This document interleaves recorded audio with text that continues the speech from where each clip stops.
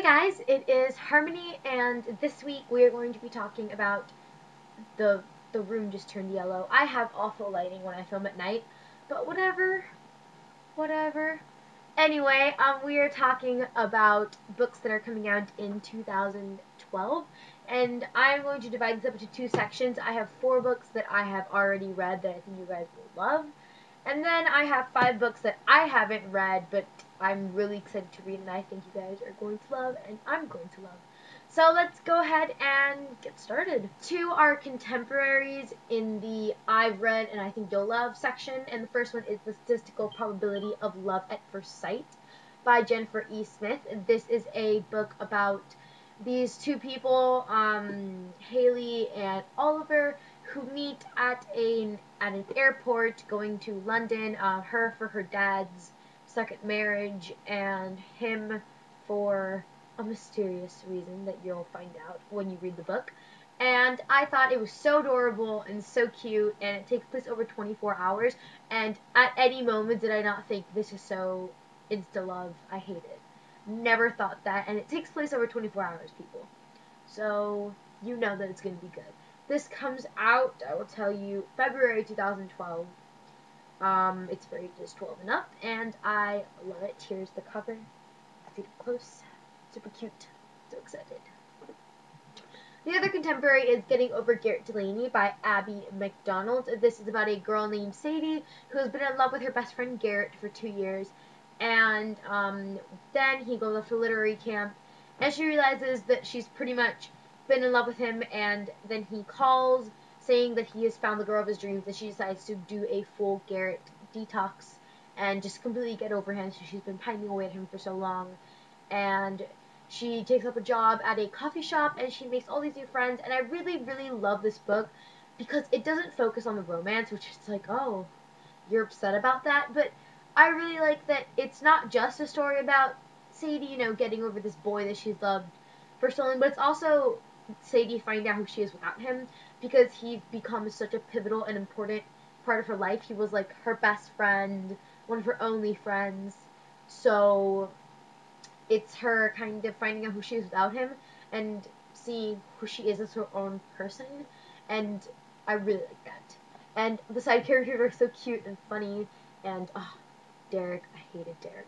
I hated Derek from the beginning. He's one of those, he goes to a literary camp retreat, and immediately I was like, he's probably one of those super snobby, like, to be a writer you must be a slave to your poverty or something. I don't even know, but whatever.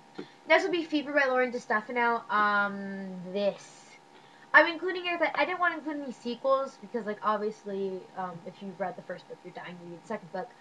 But I wanted to include this mostly because Fever really, really, really stands on its own. You need, like, the background information of Wither. Like, you need to read Wither before you read Fever.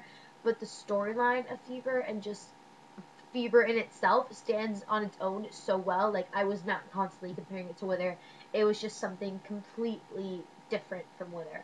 And I absolutely adored it, and I hope you guys will adore it. If you don't know what Wither's about, it is about a dystopian. It's a dystopian about this society where girls die at the age of 20 and boys die at the age of 25. So girls are taken to be brides for rich men, so you can reproduce before you die. So it's basically a dystopian society in which polygamy is accepted, and girls are stolen from homes and streets to serve as basically baby machines. And then the last one would be Incarnate by Jodi Meadows. Oh, I love this book so bad. It's definitely going to be one of my favorites 2012, and I didn't even read it in 2012. But I loved it. It is a high fantasy. Don't be put off by that. It is not a crazy high fantasy. Like, it's not like Eon or Demon King or Graceling. It's a very light high fantasy, as in when I read the back, I thought it was a dystopian until I realized there was no way it could be a dystopian, because that makes no sense. But it is a high fantasy light, and it is about this girl named Anna who lives in this world in which everyone is reincarnated over and over again, but Anna has never been reincarnated before. She is a no soul. That's what they call her, because they say that she doesn't have a soul. And she's taken over the body of a girl who has been reincarnated, so everybody thinks that she is an evil and bad omen, because according to them, she killed someone to get where she is right now, but she has a recollection of it because I think she was a baby and she had no control over it. So she leaves her home and her awful mother. She meets a boy named Sam, and it just goes from there. And it's absolutely amazing and lovely, and I loved reading every single second of it. So this one comes out in February 2012, as does this one. And then the ones I haven't read, but I think I'm going to love, and I think you guys are going to love, so let's go ahead and do those. First one being When the Sea is Rising, read by Kat Hellison. This is another high fantasy. Actually, there's 3 high fantasies on this list, all high fantasy lights. Well, this one might not be as much of a high fantasy light, but it's a high fantasy, and it is about this girl named Kat who her best friend kills herself, so she runs away from her home and ends up in the slums of one of the cities. And she was like this like elite family, and she leaves to go live in the slums, and she finds out all these things about like magic and this like dangerous magic, and maybe her best friend didn't kill herself, maybe something else was happening, and maybe there's crazy shiz going down in her city. So I'm very, very excited to read it. I love high fantasies that include a lot of stuff about like secrets and court intrigue, and I love stuff like that. So I'm very, very, that was my email. I'm very, very excited to read this one. It comes out in February 2012. Next one would be Grave Mercy by Robin Lefevers. I'm so psyched to read this. I actually got it this coming week, but I've been pining over it forever. It is a historical, it is about a girl who runs away from her family to escape an arranged marriage and ends up going to a covenant, like a religious covenant. And there she is trained to be a handmaiden of death, basically an assassin. And she's sent on the most important mission of her life in Brittany, and she ends up falling in love with the man that she is supposed to kill. So I've heard such amazing things about this. A lot of people are calling it like literary brilliance. So I'm very excited to read it. I really like this cover. This isn't the official cover at all, but I really like it, and I'm really excited to read it, and it comes out April 2012. The Way We Fall by Megan Koo. This is a dystopian about this girl who lives on an island where a virus is running rampant, and she has to escape. So I'm very, very excited. Right here it says, this heart-wrenching story of one girl's stand for hope and survival, The Way We Fall, will leave readers furiously awaiting the next book in this standout new series. So, very excited. This isn't the cover, they changed it. It's like all this like goldish yellow, and then it says The Way We Fall, and there's like a picture in the letters, but this is the old cover. This one comes out January 2012, and I'm very excited to read it because it just sounds really, really good.